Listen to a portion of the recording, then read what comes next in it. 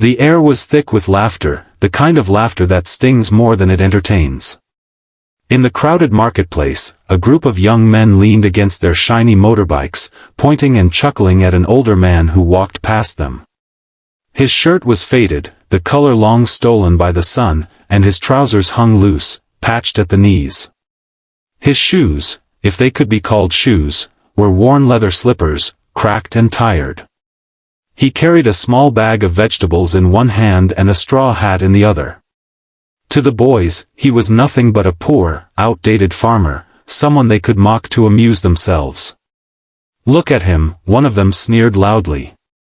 "Hey, uncle, are you going to a costume party dressed like that? You forgot your donkey." The others burst into laughter. People passing by smiled awkwardly, pretending not to notice. Some even chuckled softly under their breath. The farmer didn't respond. He simply gave a faint smile, nodded politely, and kept walking. But behind those simple clothes, behind that weathered face and humble gait, hid a truth that would silence every mocking voice in that marketplace. For the man they ridiculed was not just any farmer. He was Abdul Rahman, the richest man in the country.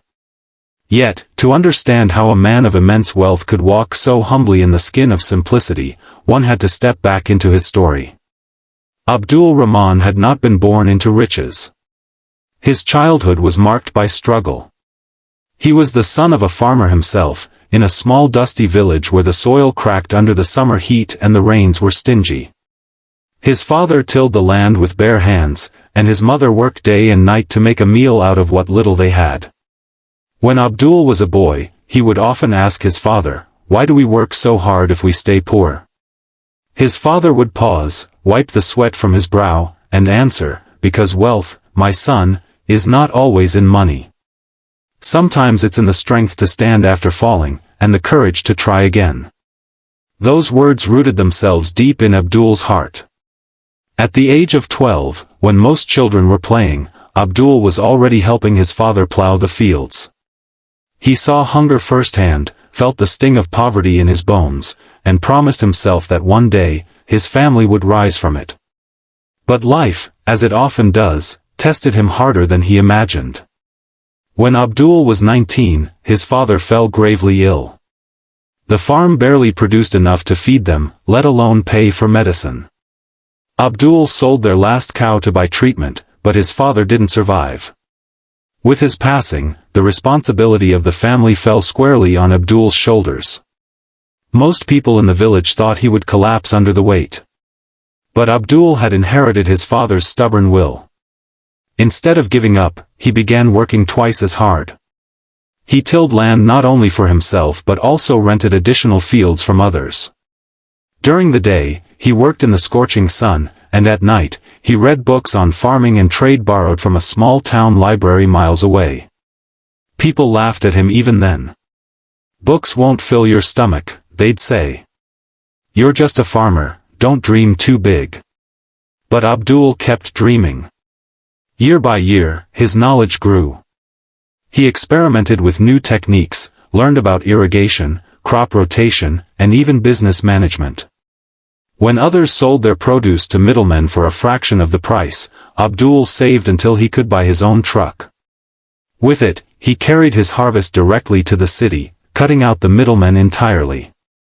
The villagers shook their heads. "He's foolish," they whispered. "He'll lose everything." But Abdul didn't lose. He gained. His small profits turned into bigger ones. With patience and wisdom, he reinvested, buying more land, more equipment, and hiring workers from his village. Within a decade, Abdul was not just a farmer, he was an agricultural entrepreneur, supplying grains and vegetables across the country. His empire grew quietly, because Abdul never flaunted it. He wore the same simple clothes, ate the same meals, and lived in the same old village house for years. To him, wealth was a tool, not a costume. But the world doesn't easily see beyond appearances. And so, decades later, on that hot afternoon in the marketplace, when Abdul, now a man in his late 60s, walked through in his worn shirt and slippers, people saw only a poor farmer. They didn't see the vast acres of farmland under his name, the factories he owned, or the countless scholarships he funded for village children. They didn't see the hospitals he built in rural areas where no doctor dared to stay. They didn't know that the very vegetables he carried in that little bag were grown on farms that supplied half the city's needs. All they saw was a man in simple clothes.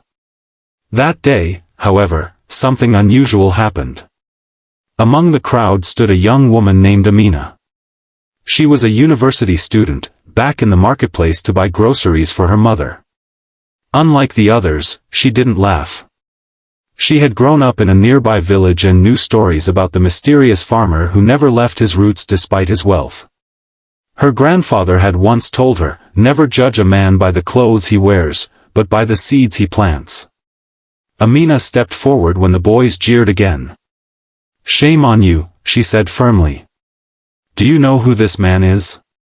You mock him for his clothes, but he feeds thousands of families every single day. While you waste your time laughing, he's the reason many of you don't go hungry at night." The marketplace fell silent. The boys' smirks vanished.